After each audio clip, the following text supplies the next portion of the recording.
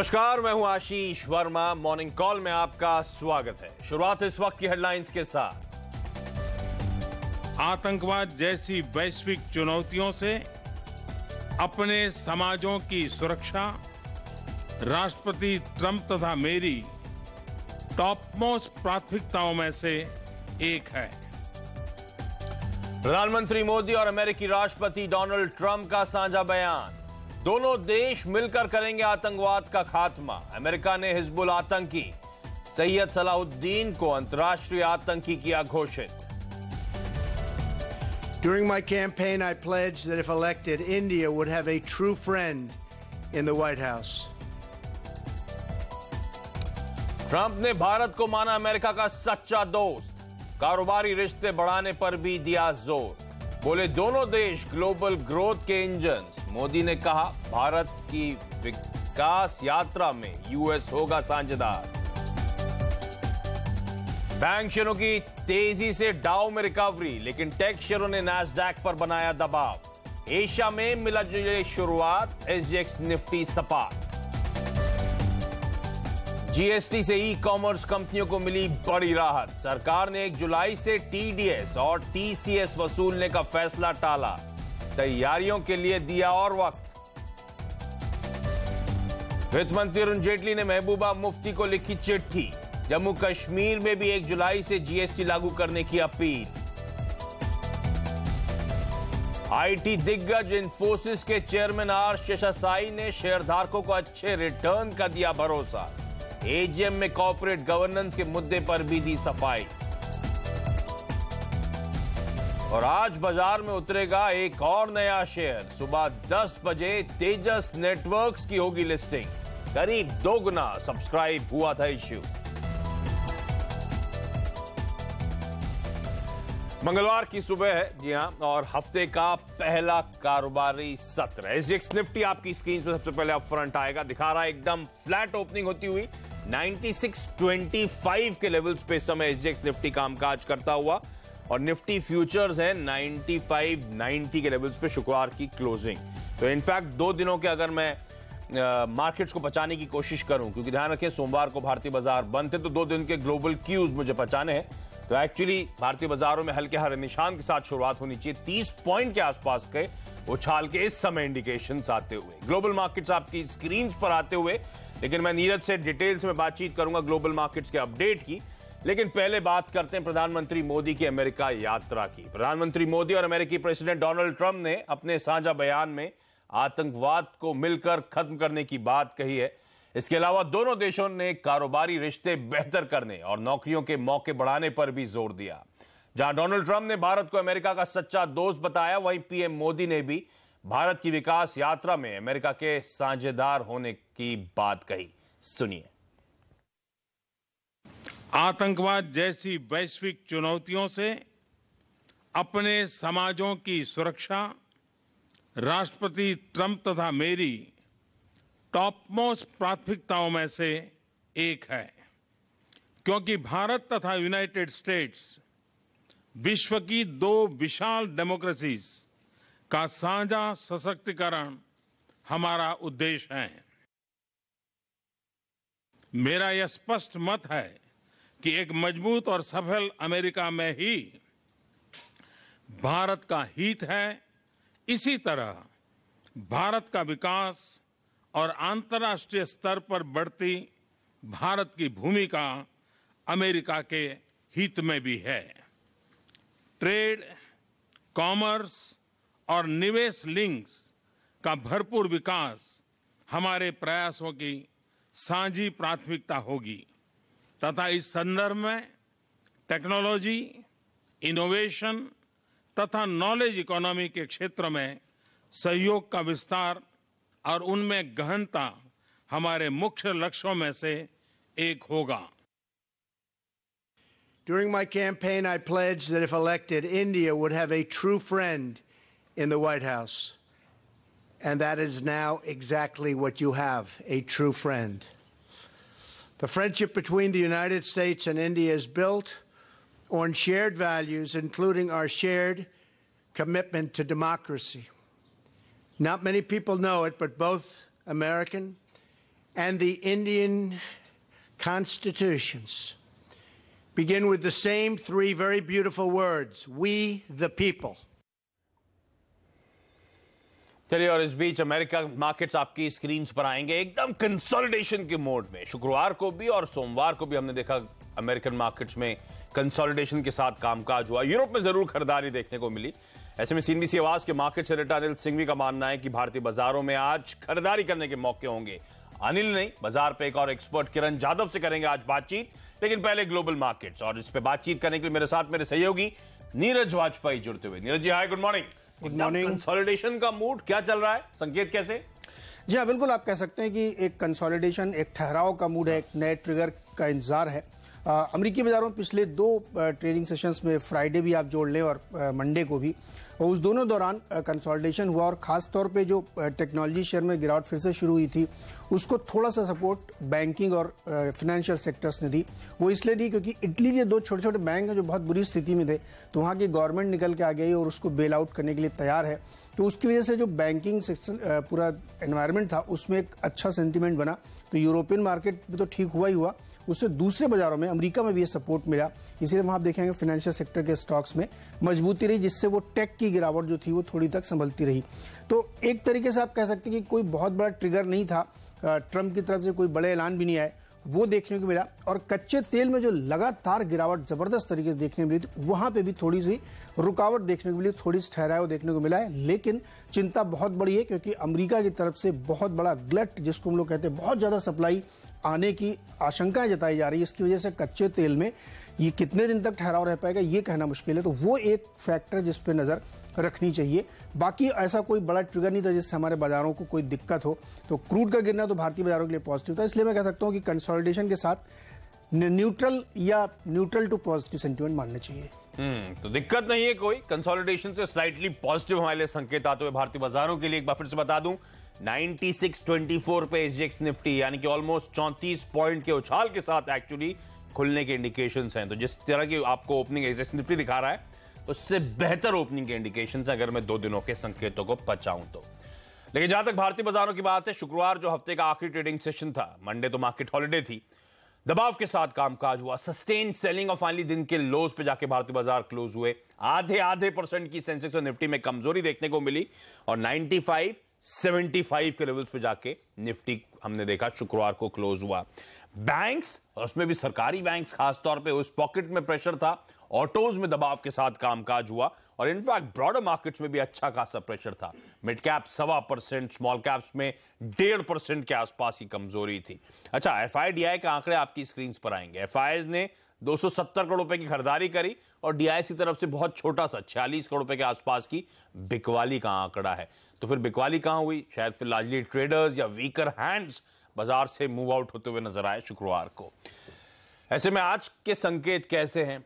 आज क्या रणनीति होनी चाहिए? निफ्टी पे क्या कॉल बनता है? सीएनबीसी आवाज के मार्केट एडिटर अनिल सिंह भी मेरे साथ जुड़ते हुए। Anil ji, hi, good morning. क्या करना चाहिए सर? ट्रेड सेटअप कैसा है? गुड मॉर्निंग आशीष। 2 दिनों के जो संकेत हैं ग्लोबल मार्केट के, वो तो मिले जुले या थोड़े से पॉजिटिव साइड पर ही है। और शुक्रवार की जो बिकवाली हुई, इसके बावजूद आंकड़े बुरे नहीं है। जो कुछ भी डेटा है वो थोड़े से पॉजिटिव साइड पर ही दिख रहे हैं। तो ऐसे में मुझे लगता है कि रिकवरी का मौका तो बनता है। हालांकि एक्सपायरी का हफ्ता है और 9550, 9700, ये 150 पॉइंट की जो रेंज है निफ्टी की, मुझे लगता है उसमें थोड़ा शायद वक्त और बिताए, बाजार उतार चढ़ाव के साथ कारोबार करे तो मजबूत शुरुआत हो सकती है। और मजबूत शुरुआत के बाद थोड़ी प्रॉफिट बुकिंग आएगी और फिर से बाजार मजबूत होंगे। तो बाय ऑन डिप्स का मार्केट माना जा सकता है। गिरावट में खरीदारी करें 9550 के स्टॉप लॉस के साथ, मुझे लगता है कि तेजी का मौका बन सकता है। 9650 के ऊपर के टारगेट 9650 से 9700 वो जोन है जहां पर आपको लगातार प्रॉफिट बुकिंग आती दिखी, अब भी आएगी। तो उसको पार करना थोड़ा सा मुश्किल होगा। लेकिन ऐसे भी संकेत नहीं कि बहुत ज्यादा तेजी से बाजार नीचे की तरफ गिरे। जहां तक बैंक निफ्टी का सवाल है, बैंक निफ्टी काफी अहम सपोर्ट लेवल के आसपास शुक्रवार को पहुंचा था, वो है 23,500 का। और जब तक 23,500 नहीं टूटता है क्लोजिंग बेसिस पर, तब तक बैंक निफ्टी में भी मजबूती का ही रुझान रहेगा। और वहां पर स्टॉप लॉस समझकर एक बार खरीदारी बैंक निफ्टी में भी की जा सकती है। 23,750, 23,800 तक के लेवल्स ऊपर की तरफ फिर से बैंक निफ्टी में आते हुए दिख सकते हैं। तो मुझे लगता है कि शुक्रवार की कमजोरी से उबरने की कोशिश आज भारतीय बाजार करेंगे। ओके, तो खरीदारी करने के मौके होंगे। शुक्रवार को जो प्रेशर आया था बीते हफ्ते आखिरी दिन, उससे आज हम उभरने की कोशिश कर सकते हैं। पॉजिटिव से स्लाइटली पॉजिटिव संकेत नजर आते हैं। 95.75 पे मैंने बताया था शुक्रवार का क्लोज। अनिल कहते हैं 25 पॉइंट के नीचे 95.50 के स्टॉप के साथ 96.50 के टारगेट्स के लिए अप्रोच किया जा सकता है। बाजार पे एक और एक्सपर्ट kiranjadhav.com के किरण जाधव मेरे साथ जुड़ते हुए। किरण, हाय, गुड मॉर्निंग। क्या कहती है आपकी चार्ट की रीडिंग, संकेत क्या है मेरे लिए? Very good morning Ashish ji. मेरा एनालिसिस थोड़ा सा अलग दिखाई दे रहा है आज के दिन। मुझे लगता है कि थोड़ा से वीकनेस हावी होती नजर आ जानी चाहिए। हर लॉन्ग शॉर्ट्स के लिए स्टॉप लॉस रहेगा करीबन 9620 का, टारगेट के लिए 9530 के लेवल से एक्सपेक्ट कर सकते हैं। तो यहाँ पे बिकवाली करने के मौके होंगे। फ्राइडे के सेल ऑफ के बाद फर्दर दबाव शायद बाजार में देखने को मिले और बाजार यहां से 30-40 पॉइंट नीचे से रखता हुआ नजर आएगा। तो 9530 के टारगेट स्लैब अप्रोच कर सकते हैं 9620 के स्टॉप के साथ। तो थोड़ा सा कंफ्यूजिंग स्टेट है इस समय मार्केट्स में। अनिल मानते हैं गिरावट में या कमजोरी में जो फ्राइडे को आई थी उसके बाद आज खरीदारी करने के मौके होंगे। किरण का मानना है शायद फर्दर वीकनेस क्रीप इन हो सकती है इंडियन इक्विटी मार्केट्स में। अच्छा किरण, स्टॉक स्पेसिफिक आइडियाज आज के लिए? दो स्टॉक सेल के साइड पे ही है। भारत फोर्ज बेचने की सलाह होगी। स्टॉप लॉस 1130 का रखना चाहिए और टारगेट के लिए 1065 के लेवल से एक्सपेक्ट कर सकते हैं। दूसरा होगा यूनियन बैंक, जहां पे 149 का स्टॉप लॉस रहेगा, टारगेट 141। ओके, तो निफ्टी बेचने के मौके और किरण के दोनों स्टॉक जो किरण ने आइडेंटिफाई करे हैं बिकवाली करने की सलाह है। भारत फोर्ज और यूनियन बैंक के लेवल्स आपकी स्क्रीन पर आते हुए बेच कर चलें। किरण, आपका धन्यवाद। और बाजार की कुछ और टॉप एक्सपर्ट्स की टॉप स्ट्रैटेजीज आपकी स्क्रीन पर आएंगी। केआर चौकसी सिक्योरिटीज मानता है आज दाव लगाइए आप आरईसी पर, बेच दीजिए इसको। 179 का स्टॉप होगा और 170 के टारगेट्स। JKDviewpoint.com का मानना है औरबिंदो फार्मा खरीदारी करने के मौके ढूंढने। 662 का स्टॉप होगा, 710 के टारगेट्स अगले 2 से 3 दिनों में हासिल हो सकते हैं। और इंडिपेंडेंट टेक्निकल एनालिस्ट है नीरव अखारिया साहब, उनका मानना है हिंडाल्को बेचने। 193 का स्टॉप लगाएं, 181 का टारगेट अगले 3 दिनों में हासिल हो सकता है। तो थोड़ा सा ध्यान रखें। एक एक्सपर्ट मानते हैं निफ्टी में खरीदारी करने के आज शायद मौके होंगे। फ्राइडे के प्रेशर से हम शायद बाउंस करें, लेकिन किरण का मानना है कि आज फर्दर सेल ऑफ, फर्दर दबाव हो सकता है। और इंटरेस्टिंगली 5 ट्रेडिंग आइडियाज जो आए थे उसमें से 4 सेल रिकमेंडेशंस हैं। जो एक बाय रिकमेंडेशन है वो भी डिफेंसिव मानने वाली पॉकेट है फार्मा, उसमें से औरबिंदो फार्मा इकलौता आज bye call.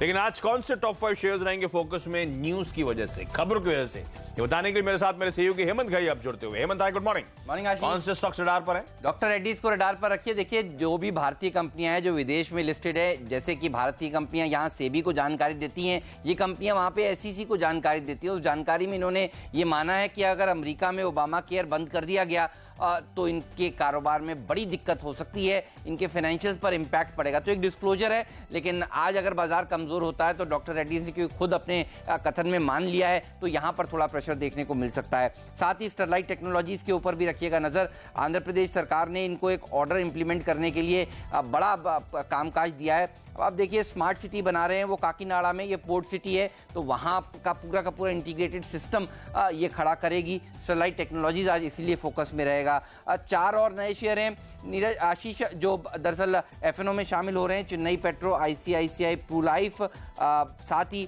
Manappuram finance, Repco, ये तमाम कंपनियां हैं जो अब FNO में शामिल होंगी। और जुलाई सीरीज के पहले दिन से यानी 30 जून से ये FNO में शामिल हो रही हैं। तो यहां पर रखिएगा नजर। तेजी जनरली देखी जाती है जब अनाउंसमेंट ये आता है। साथ ही ला ओपेला पर भी रखिएगा नजर। FI की जो निवेश सीमा है वो RBI ने बढ़ा दी है, 24% से बढ़ाकर 35% कर दिया। तो यहाँ FIs के पास ज़्यादा हेडरूम होगा इस कंपनी में निवेश करने के लिए। और साथ ही सरकारी बैंकों पर आज नजर रखिएगा, खासतौर पर देना bank, Vijaya bank, Canara bank. अब खबरें आ रही हैं कि दूसरा राउंड जो कंसोलिडेशन का होगा उसमें पहले देना और विजया का एक मर्जर होगा और उसके बाद कैनरा बैंक का भी विलय होगा। कहा जा रहा है कि अभी बैंकों के भीतर आपस में बातचीत हो रही है, लेकिन सरकार की तरफ से ध्यान रखिएगा अभी कोई औपचारिक ऐलान नहीं हुआ है। रिपोर्ट्स हैं और पहले भी कई बैंकों के विलय को लेकर ये रिपोर्ट्स आ चुकी हैं। तो लेकिन आज शेयर इन खबरों के चलते फोकस में जरूर रहने वाले हैं आशीष। ओके, तो ये तमाम वो स्टॉक्स हैं, सेक्टर्स हैं, पॉकेट्स हैं जो खबर की वजह से आज हरकत में रहेंगी। इनको अपने रडार पर रखें आप, उनका क्विक रैप अप आपकी स्क्रीन पर आएगा। लेकिन सरकार ने ई कॉमर्स कंपनी और उनके वेंडर्स को बड़ी राहत दी है। इन कंपनियों को GST के तहत टैक्स रिडक्शन एट सोर्स यानी TDS और टैक्स कलेक्शन एट सोर्स यानी TCS वसूलने से फिलहाल मुक्ति दे दी है। इसके साथ ही ई कॉमर्स प्लेटफॉर्म पर अपना माल बेचने वाली छोटी कंपनियों को भी रजिस्ट्रेशन से छूट दे दी गई है। वित्त मंत्रालय से जारी बयान में कहा गया है कि कंपनियों को और समय दिया गया है ताकि वो आसानी से ये प्रावधान लागू कर पाएं। यहां पे एक ब्रेक के बाद कमोडिटी और करेंसी मार्केट्स की आज की टॉप स्ट्रैटेजीज।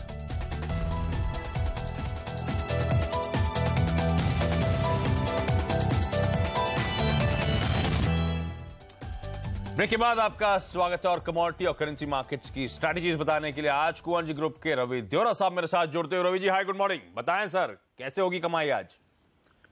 Good morning. आज करेंसी एंड कमोडिटीज दोनों का जो पूरा फोकस है वो फेडरल रिजर्व के चेयरमैन की स्पीच पे रहेगा। उसके पहले आज डॉलर में तेजी हो सकती है, जो भी अनुमान है उसके मुताबिक ये स्पीच हॉकिश रह सकती है। तो डॉलर में मेरा बाय रिकमेंडेशन रहेगा 64.70 के टारगेट के साथ। इंट्राडे में 64.30 का स्टॉप लॉस लगाना है। कमोडिटीज में मेरा सिल्वर में शॉर्ट रिकमेंडेशन रहेगा। डॉलर की तेजी की वजह से बुलियन में थोड़ा प्रॉफिट बुकिंग देखने को मिल सकता है। जो भी सिल्वर है उसका रेजिस्टेंस है 38,600। ये स्टॉप लॉस से सिल्वर में मेरा शॉर्ट रिकमेंडेशन रहेगा 38,000 के टारगेट के लिए सिल्वर में आज के दिन में ट्रेड करना है। सेकंड मेरा कॉल जिंक में रहेगा। ये वीक में चाइना के मैन्युफैक्चरिंग डेटा रिलीज हो गए। अनुमान के मुताबिक लास्ट मंथ से डेटा थोड़े बेहतर हो सकते हैं। तो जिंक में मेरा बाय रिकमेंडेशन है 174, 172 के स्टॉप लॉस लगाना है और 177 का टारगेट रहेगा। चांदी बेचें, जिंक खरीदें और रुपया कमजोर होगा तो खरीदारी करने के मौके। सर धन्यवाद आपका। और एक और स्टॉक अपने रडार पे रखें, वो है इन्फोसिस। इन्फोसिस चेयरमैन आर शेषसाई ने रिटायरमेंट का ऐलान कर दिया है। शेषसाई ने बेंगलुरु में कंपनी की 36वीं एजीएम में इस बात की घोषणा की। उन्होंने इस बात से इनकार किया कि इन्फोसिस के फाउंडर्स और मैनेजमेंट के बीच कोई विवाद है। पिछले दिनों आपको याद होगा इन्फोसिस फाउंडर एनआर नारायण मूर्ति ने कॉर्पोरेट गवर्नेंस और कंपनी के प्रदर्शन को लेकर सवाल उठाए थे। एजीएम में शेषसाई ने कहा कि कंपनी प्रमोटरों के सुझाव को गंभीरता से लेती है और आगे भी उनकी सलाह लेती रहेगी। The board periodically reviews the capital allocation policy of the company and decides what is in the best interest of all shareholders. The company reiterates its commitment to execute the capital allocation policy announced on April 13, 2017 in a timely manner. As envisaged in the capital allocation policy, the company has identified an amount of up to 13,000 crore rupees, which is equivalent to $2 billion approximately, to be paid out to shareholders during fiscal year 2018. अच्छा, इन्फोसिस तो focus में रहेगा। इस बीच खबर ये आ रही है कि यूएस प्रेसिडेंट डोनाल्ड ट्रंप साहब ने मोदी जी के ऑफर को एक्सेप्ट कर लिया है। भारत का दौरा वो जल्द करते हुए नजर आएंगे। लेकिन चलिए यहां पे एक छोटा सा ब्रेक के बाद ब्रोकरेज हाउसेस की रिपोर्ट्स पर करेंगे फोकस।